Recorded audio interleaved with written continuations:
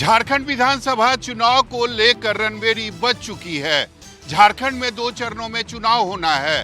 पहला चरण 13 नवंबर को होगा। उसके लिए नॉमिनेशन की जो प्रक्रिया है वह आज से शुरू हो चुकी है। इसके साथ एनडीए में सीट शेयरिंग को लेकर भी घोषणा आज हो चुकी है। बीजेपी 68 सीटों पर चुनाव लड़ेगी।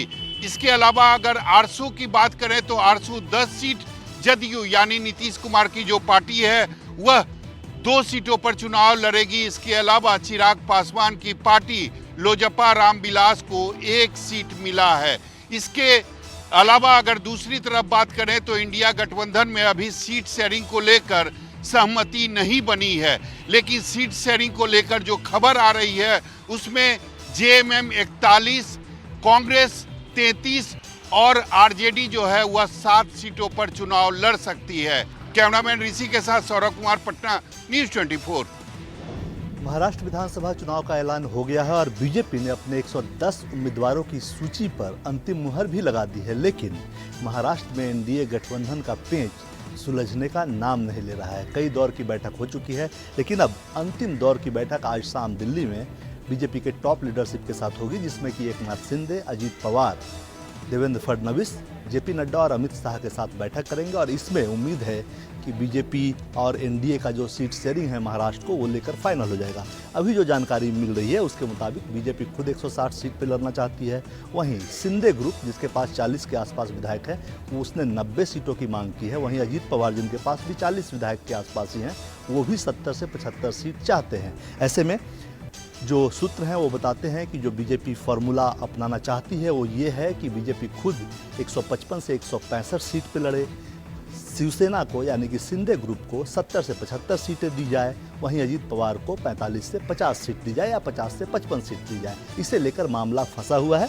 बीजेपी ने जो 110 उम्मीदवारों की सूची पे अंतिम मुहर लगाई है वो भी नाम अभी तक जारी नहीं हो पाया है, क्योंकि गठबंधन फाइनल नहीं है। एक बार गठबंधन फाइनल होने के बाद भी बीजेपी अपने उम्मीदवारों की सूची जारी करना शुरू करेगी। अविनाश के साथ कुमार गौरव, न्यूज़ 24 दिल्ली। केंद्रीय मंत्री गिरिराज सिंह की हिंदू स्वाभिमान यात्रा को लेकर के सियासी पारा गरमाया हुआ है। कहीं विरोध हो रहा है तो कहीं समर्थन मिल रहा है और एक यात्रा पॉलिटिक्स भी एक तरीके से शुरू हो गई। अगर खासकर बिहार की बात करें तो सबसे पहले प्रशांत किशोर ने यात्रा शुरू की, तेजस्वी यादव यात्रा शुरू कर रहे हैं और अब गिरिराज सिंह यात्रा शुरू किया है। और ये उनका दावा है कि ये स्वाभिमान यात्रा इसलिए निकाली जा रही है कि बिहार के सीमांचल इलाकों में डेमोग्राफी में चेंज हो गया और ऐसे में खासकर उनका दावा है कि हिंदुओं को जगाने के लिए इस तरह की यात्रा निकालना बहुत ज़रूरी है। ये उनका दावा है। इसी बात को लेकर के बिहार में, खासकर बिहार में जो सहयोगी दल हैं जेडीयू, उन्होंने इससे किनारा ही नहीं किया बल्कि इसके औचित्य पर भी सवाल उठाया है। लगातार जो सरकार में सहयोगी हैं जेडीयू, उनकी तरफ से बयान हर रोज़ आते हैं कि इस तरह की बात जो है कोई ज़रूरत नहीं है, क्योंकि जिस तरीके की बातें गिरिराज सिंह कर रहे हैं उनको लगता है कि एक फिर से बांटने की राजनीति का ये हिस्सा है, इसलिए जेडीयू ने इससे पूरी तरीके से किनारा कर लिया है। बिहार में सौहार्द बिल्कुल बना हुआ है, ऐसी कोई हिंदू मुसलमान वाली बात नहीं है। इस तरह की बातें लगातार बयानबाजी आ रही है। बहरहाल 4 दिनों की अपनी ये यात्रा पूरी करने की पूरी तैयारी केंद्रीय मंत्री गिरिराज सिंह ने कर ली है। हालांकि भारतीय जनता पार्टी ने भी इस यात्रा से किनारा किया है कि ये राजनीतिक यात्रा नहीं है, ये उनका व्यक्तिगत मामला है। कैमरामैन दीपक शर्मा के साथ प्रशांत देव, न्यूज़ 24। मुख्यमंत्री पद को लेकर महाविकास आघाड़ी में खींचतान अभी भी जारी है। उद्धव ठाकरे ने अपनी मंशा जाहिर कर दी है, नाना पटोले ने भी अपनी मुख्यमंत्री पद की मंशा जाहिर कर दी है, लेकिन अब तक मुख्यमंत्री पद से ना कहने वाले एनसीपी शरद पवार गुट के लोग अब अपना उस पर दावा ठोकने लगे हैं। एनसीपी सुप्रीमो शरद पवार कल इस्लामपुर सांगली में गए थे। वहां पर शिव स्वराज यात्रा की आखिरी सभा थी। इस सभा में उन्होंने कहा कि अगर महाविकास आघाड़ी को चुनाव के बाद बहुमत मिलता है तो वो उनके प्रदेश अध्यक्ष जयंत पाटिल को महाराष्ट्र की बड़ी जिम्मेदारी दे सकते हैं। यानी साफ है कि अब एनसीपी पवार गुट भी यहाँ पर मुख्यमंत्री पद पर दावा ठोकने लगा है। हालांकि तीनों पार्टियां अलग अलग तरीके से खुद का मुख्यमंत्री बनाने पर तुले हुए हैं। शरद पवार का 1 घंटे बाद दूसरा बयान आया जब मीडिया ने उनसे पूछा कि क्या जयंत पाटिल महाराष्ट्र के मुख्यमंत्री होंगे। तब उन्होंने कहा कि महाविकास आघाड़ी की अगली जो प्रेस कॉन्फ्रेंस होगी उससे साफ पता चल पाएगा कि मुख्यमंत्री पद का चेहरा, ये विषय वहां पर खत्म होगा। कैमरामैन दिलीप अवेर के साथ विनोद जगदाले, न्यूज़ 24 मुंबई। शिवसेना यूबीटी के नेता संजय राउत ने महाविकास आघाड़ी में सीट शेयरिंग को लेकर बड़ा बयान दिया है। संजय राउत ने कहा है कि महाराष्ट्र कांग्रेस के नेता सीट शेयरिंग पर बात करने में सक्षम नहीं हैं, उनको बात बात में दिल्ली से पूछना पड़ता है। यही कारण है कि सीट शेयरिंग में देरी हो रही है, इसलिए अब संजय राउत सीधे हाईकमान से बात करेंगे। संजय राउत ने आज केसी वेणुगोपाल से बात की और जल्द ही वो राहुल गांधी से बात करने वाले हैं। इस बीच आज फिर से महाविकास आघाड़ी की एक महत्वपूर्ण बैठक चल रही है। इस बैठक में कुछ महत्वपूर्ण निर्णय होने के संकेत हैं। बताया जाता है कि 260 के करीब सीटों पर बात बन गई है और सिर्फ 20 से 25 सीटों पर बात अटकी है। कैमरा राजेंद्र के साथ इंद्रजीत सिंह, न्यूज़ 24 मुंबई। हरियाणा में भारतीय जनता पार्टी की नई बनी सरकार ने आज अपना पदभार ग्रहण भी कर लिया और आज कैबिनेट की पहली बैठक भी हुई, जिसमें हरियाणा के मुख्यमंत्री नायब सिंह सैनी ने हरियाणा के लोगों को एक बड़ी सौगात देते हुए कहा है कि अब सरकारी अस्पतालों में जो किडनी के रोगी लोग हैं उनका डायलिसिस फ्री किया जाएगा। इसके साथ साथ उन्होंने ये भी साफ कर दिया कि जिस तरह से इस समय धान मंडियों में पड़ा हुआ है वो पूरी की पूरी उसकी एमएसपी के जरिए खरीदा जाएगा और मंडियों में धान का एक दाना नहीं रहने दिया जाएगा। इसके साथ ही उन्होंने बाजरे को लेकर भी स्थिति साफ करते हुए कहा कि बाजरे की जो खरीद है वो भी युद्ध स्तर पर हरियाणा सरकार द्वारा की जा रही है और आने वाले समय में कुछ और कदम उठाए भी जाएंगे। वहीं पर उन्होंने कांग्रेस को लेकर भी जमकर निशाना साधा। कैमरामैन गंभीर सिंह राणा के साथ विशाल इंग्लिश, न्यूज़ 24 चंडीगढ़। मध्य प्रदेश में खाद को लेकर किसानों की लंबी कतारें देखने को मिल रही हैं, तो दूसरी तरफ खाद को लेकर अब सियासत भी शुरू हो चुकी है। मध्य प्रदेश में कांग्रेस का ये आरोप है कि किसानों को खाद नहीं मिल रही है, इसके लिए सरकार पर सवाल खड़े कर रहे हैं। तो एक तरफ जहां सरकार के दो मंत्री ये हवाला दे रहे हैं कि दरअसल मध्य प्रदेश में जो खाद की कमी आ रही है, ये जो खाद समय पर नहीं पहुंच पा रही, उसकी वजह यूक्रेन और रूस का युद्ध है। मध्य प्रदेश कांग्रेस के अध्यक्ष जीतू पटवारी ने कहा है कि किसानों की समस्याओं को समझने के लिए खेत किसान यात्रा निकालेंगे, खेत किसानों तक पहुंचेंगे और वहां पर जानने की कोशिश करेंगे। आपको बता दें कि मध्य प्रदेश में पिछले कुछ दिनों में चाहे बात की जाए मुरैना की या देपालपुर की या ग्वालियर की, तमाम जगह किसानों की लंबी कतारें देखने को मिल रही हैं। खाद को लेकर लाइन में लग रहे हैं किसान, चक्का जाम कर रहे हैं। तो दूसरी तरफ मध्य प्रदेश में खाद की कमी को लेकर सियासत भी देखने को मिल रही है। कैमरा पर्सन कमलेश व्यास के साथ विपिन श्रीवास्तव, न्यूज़ 24 मध्य प्रदेश। पंजाब सरकार ने फिनलैंड में 72 जो प्राइमरी स्कूल के टीचर हैं उनको भेजने का फैसला लिया है। दरअसल में इन टीचरों को ट्रेनिंग के लिए फिनलैंड भेजा जा रहा है और इनको एक बेहतर एजुकेशन की ट्रेनिंग के लिए वहां पर बाकायदा ट्रेनिंग सेशन चलाया गया। इसके लिए जो पंजाब सरकार है उसने पूरा खर्चा वो वहन किया है। अब तक की माना जा रहा था कि इस तरीके से जो टीचर्स या और दूसरे बड़े लोग होते थे वो ही ऐसी एजुकेशन की ट्रेनिंग लेने के लिए विदेशों में जाते थे, लेकिन पंजाब सरकार ने पहली बार ऐसा फैसला उठाया है कि जिसमें जो छोटे प्राइमरी स्कूल के टीचर्स हैं उनको ट्रेनिंग के लिए भेजा है। इससे टीचरों में बेहद खुशी की लहर है और उनमें उत्सुकता भी इस बात की है कि फिनलैंड में जाकर के वो भारत के पंजाब के बच्चों के लिए कुछ नई शिक्षा लेकर के आएंगे। कैमरा पर्सन उमेश के साथ में यूसुफ, न्यूज़ 24 दिल्ली। बहराइच घटना में मुठभेड़ के बाद गिरफ्तार किए गए आरोपियों को 14 दिन की न्यायिक हिरासत में भेज दिया गया है। यूपी के जनपद बहराइच में दुर्गा प्रतिमा विसर्जन के दौरान हुई हिंसा में रामगोपाल मिश्रा की गोली मारकर हत्या करने वाले आरोपियों सरफराज और तालिब को एनकाउंटर के दौरान पुलिस ने गिरफ्तार कर लिया। आज सरफराज और तालिब के साथ साथ दूसरे आरोपियों को भी मुख्य न्यायिक मजिस्ट्रेट ने 14 दिनों की न्यायिक हिरासत में जेल भेज दिया है। घटना के बाद आज एक बार फिर मृतक के परिजनों का कहना है कि उन्हें इस बात का पूरा भरोसा है कि योगी सरकार में उन्हें न्याय मिलेगा। इस बीच खास तौर पर महसी महाराजगंज इलाके में पुलिस की गश्त लगातार जारी रही और आने जाने वाले लोगों की चेकिंग भी की गई। कैमरा पर्सन धर्मेंद्र साहू के साथ अशोक तिवारी, बहराइच, न्यूज़ 24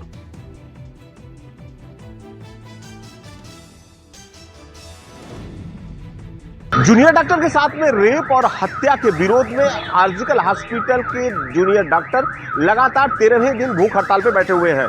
डॉक्टरों का कहना है कि जब तक उनकी 10 मांगे पूरी नहीं होती है तब तक उनका ऐसे ही भूख हड़ताल चलता रहेगा। इसको लेकर मुख्यमंत्री ममता बनर्जी के आवास आज कालीघाट में एक अहम बैठक हो रही है। मुख्य सचिव के साथ में स्वास्थ्य विभाग के सभी अधिकारियों के साथ मुख्यमंत्री ममता बनर्जी बैठक कर रही है। तो वही कोलकाता हाई कोर्ट में एक मामला किया गया था।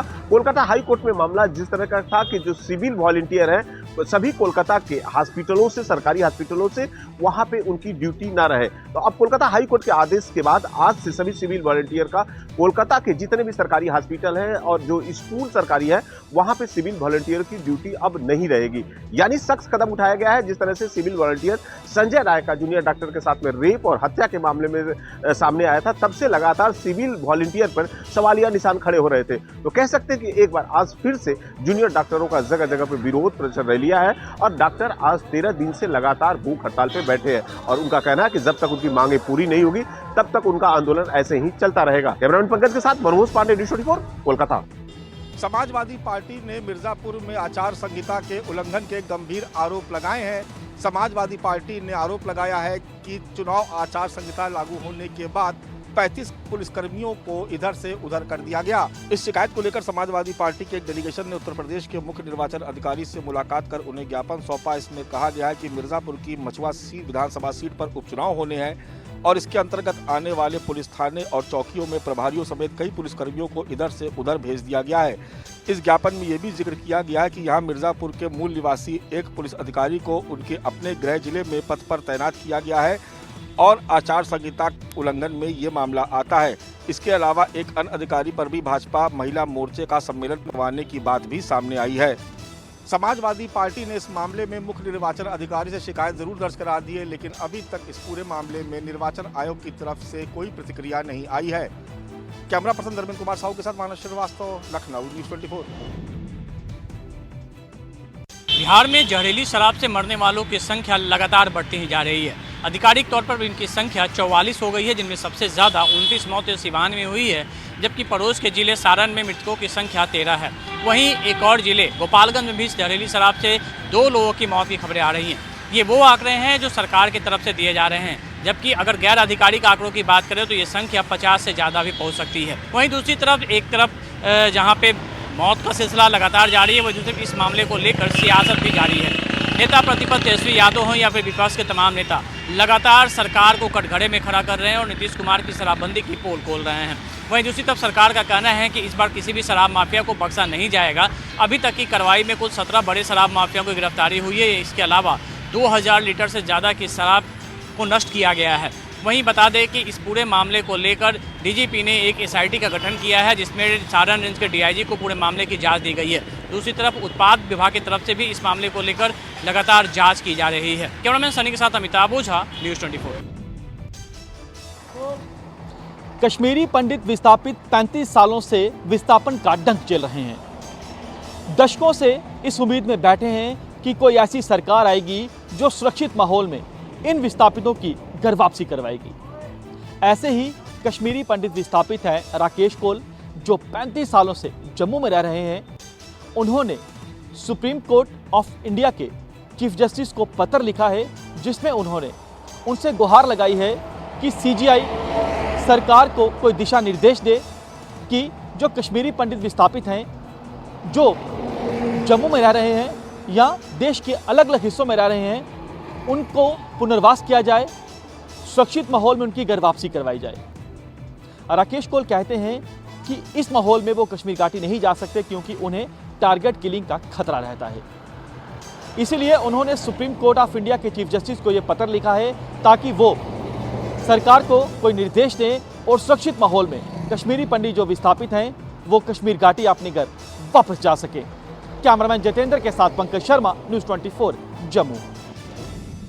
जम्मू कश्मीर में मुख्यमंत्री के रूप में शपथ लेने के तुरंत बाद अपनी सरकार का पदभार संभालते ही उमर अब्दुल्ला ने जो पहला निर्देश यहाँ निकाला, उसमें उमर अब्दुल्ला ने जम्मू कश्मीर पुलिस चीफ को दिशा निर्देश दिए कि जब भी जम्मू कश्मीर में उनका कॉन्वॉय बाय रोड कहीं से गुजरता है, उस समय ट्रैफिक को बिल्कुल भी ना रोका जाए और लोगों को कम से कम परेशानी का सामना करना पड़े। उमर अब्दुल्ला ने इसी तरह के जो दिशा निर्देश है वो अपने मंत्रियों को भी दिए और कहा कि वो सायरन्स का कम से कम इस्तेमाल करे जब वो सड़कों पर या लोगों के बीच में रहे, ताकि लोगों को किसी भी तरह की कोई परेशानी का सामना ना करना पड़े। लोगों को एक तरह का संदेश देने की कोशिश की कि उनकी सरकार पीपल फ्रेंडली है। कैमरामैन मुजीब रशीद के साथ आसिफ साहब श्रीनगर, न्यूज़ 24। थैला हल्का दिल भारी, कुछ इसी तरह के हालात दिल्ली की तमाम सब्जी मंडियों में इस वक्त बने हुए हैं, क्योंकि जब आप यहाँ आएंगे तब आप महसूस करेंगे कि आपका थैला तो बिल्कुल हल्का होगा और आपका दिल भारी हो चुका होगा, क्योंकि सभी सब्जियों के दाम इस वक्त 50 से 100 रुपए किलो, और बहुत सी हरी सब्जियां ऐसी हैं जिनके दाम आपको रिटेल में 100 रुपए से ज्यादा क्या मिलेंगे। अब जो दिन है वो महंगाई के चल रहे हैं, और अमूमन ऐसा देखा जाता है कि जब त्योहारों का सीजन होता है तो सब्जियों के दाम आसमान छू रहे हैं। तो हम पहले सोच रहे थे कि टमाटर या बाकी सब्जियों के दाम दशहरे तक कम हो जाएंगे, लेकिन अब पूरी तरीके से जो हालात हैं वो बदलते नजर आ रहे हैं। दिवाली तक सब्जियों के दाम अब कम होते नजर नहीं आ रहे। कैमरामैन उमेश सिंह के साथ दिव्यांग रफाल, दिल्ली, न्यूज़ 24। सूरत की जेल में बंद नारायण साईं को जोधपुर जेल में बंद अपने पिता आशाराम से शर्तों के साथ मिलने की कोर्ट ने दी इजाजत, लेकिन उसके पहले अदालत में जमा कराने होंगे 10 लाख रुपए।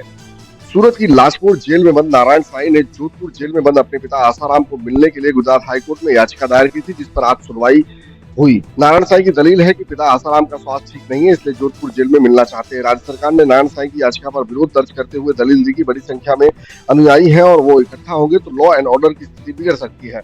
हाईकोर्ट ने नारायण साईं को मुसाफिरी के लिए बोला है, लेकिन राज्य सरकार ने कहा है कि नारायण के साथ पुलिस अफसर और कर्मचारी भी जाएंगे और उनका खर्चा भी याचिकाकर्ता को ही उठाना होगा। हाईकोर्ट ने नारायण साईं को 10 लाख डिपॉजिट करने को कहा है। बाद में जो खर्च होगा वो काट के बाकी की रकम लौटा दी जाएगी। यहाँ पर शर्त ये है कि कब और कौन सी फ्लाइट होगी, क्या टाइम होगा और किस रूट से ले जाया जाएगा, ये सब कुछ सरकार तय करेगी। गुजरात हाईकोर्ट का आदेश 7 दिनों में पैसे सरकार के पास जमा कराए जाए। गुजरात हाईकोर्ट इसके बाद तय करेगी कि आगे की प्रक्रिया क्या होगी। कैमरामैन प्रभात साथ भूपेंद्र सिंह, अहमदाबाद, न्यूज़ 24। बाबा सिद्दीकी के मर्डर के 6 दिन बाद एक बार फिर से अभिनेता सलमान खान को जान से मारने की धमकी दी गई। ये धमकी मुंबई ट्रैफिक कंट्रोल रूम के व्हाट्सएप मैसेज के जरिए भेजी गई। धमकी देने वाले ने खुद को लॉरेंस बिश्नोई गैंग का सदस्य बताया है, साथ ही 5 करोड़ के फिरौती की मांग की। मुंबई पुलिस के मुताबिक धमकी भरे मैसेज में लिखा था कि इसे हल्के में मत लीजिए, सलमान खान को जिंदा रहना है और उसे लॉरेंस बिश्नोई से दुश्मनी खत्म करनी है तो उसे 5 करोड़ रुपए देने होंगे। अगर पैसे नहीं दिए गए तो सलमान खान का हाल बाबा सिद्दीकी से भी बुरा होगा। मुंबई पुलिस मैसेज भेजने वाले को ट्रैक करने में जुटी है। साथ ही इस मामले में वर्ली पुलिस स्टेशन में भी एफआईआर दर्ज की गई है। बता दें कि इससे पहले भी सलमान खान को लॉरेंस बिश्नोई गैंग की तरफ से कई बार धमकियां आ चुकी है और हाल ही में बाबा सिद्दीकी के मर्डर का भी इशारा लॉरेंस बिश्नोई गैंग की तरफ ही किया जा रहा है। बता दें कि बाबा सिद्दीकी के शूटआउट के बाद से ही सलमान खान की सुरक्षा काफी बढ़ा दी गई है। सलमान खान को पहले से ही वाई श्रेणी की सुरक्षा मुहैया कराई गई है, लेकिन शूटआउट के बाद उनकी सुरक्षा में और इजाफा किया गया है। कैमरा पर्सन सुनील भारती के साथ अंकुश जायसवाल, न्यूज़ 24 मुंबई। दिन बदला, साल बदले, लेकिन नहीं बदली तस्वीर, नहीं बदले हालात। साल दर साल बीतते चले गए, लेकिन तस्वीर वैसी की वैसी। देखिए पीछे जो आप ये सफ़ेद शाह पूरा का पूरा एक चादर बिछी हुई देख रहे हैं, ये नज़ारा भले ही बेहद खूबसूरत लग रहा हो, लेकिन ये बेहद खतरनाक है। और ये वही तस्वीर है जो हर साल हमें देखने को मिलती है और हर साल बड़े बड़े दावे सुनने को मिलते हैं। चाहे साल 2020 हो, चाहे साल 2015 हो, चाहे उससे पहले के साल रहे हो, हर सरकार आई, हर सरकार ने बड़े बड़े दावे किए और यमुना की हालात बद से और बदतर होते चली गई। ये तस्वीर साफ दिखा रही है। अब अगले 20 दिनों के बाद यहाँ पर फिर से बड़ी संख्या में श्रद्धालु जुटेंगे छठ पूजा के मौके पर, लेकिन उसके बावजूद देखिए किस तरह के हालात हैं। और इसके लिए सबसे बड़े जिम्मेदार वही है कि यानी कि यमुना में पोल्यूशन लेवल एक बार फिर से बहुत ज़्यादा बढ़ गया है। केमिकल की मात्रा जब बढ़ती है तो अक्सर ऐसी तस्वीरें नज़र आती हैं और उसके बाद शुरू हो जाते हैं बड़े बड़े दावे, बड़ी बड़ी बातें कि अगले साल यमुना की पूरी तस्वीर बदल चुकी होगी, लेकिन तस्वीर वही की वही है। और तस्वीर इतनी भयानक है, इतनी बदरंग है कि लोग मजबूरी में यहाँ पर उन्हें आना पड़ता है क्योंकि श्रद्धा जुड़ी हुई है। और लेकिन उसके बावजूद भी कंडीशन ऐसी बुरी है कि इस पानी में पैर रखना भी बहुत ज़्यादा खतरनाक हो सकता है, कहीं बीमारियों की चपेट में आ सकता है। उसके कलिकांत के साथ केवल कौशिक, न्यूज़ 24 दिल्ली। रेल यात्रियों के लिए एक अच्छी खबर है। अब रेलवे ने रेल टिकट के नियमों में बदलाव किया है। अब आप 120 दिन की बजाय 60 दिन पहले ही टिकट बुक करवा सकते हैं।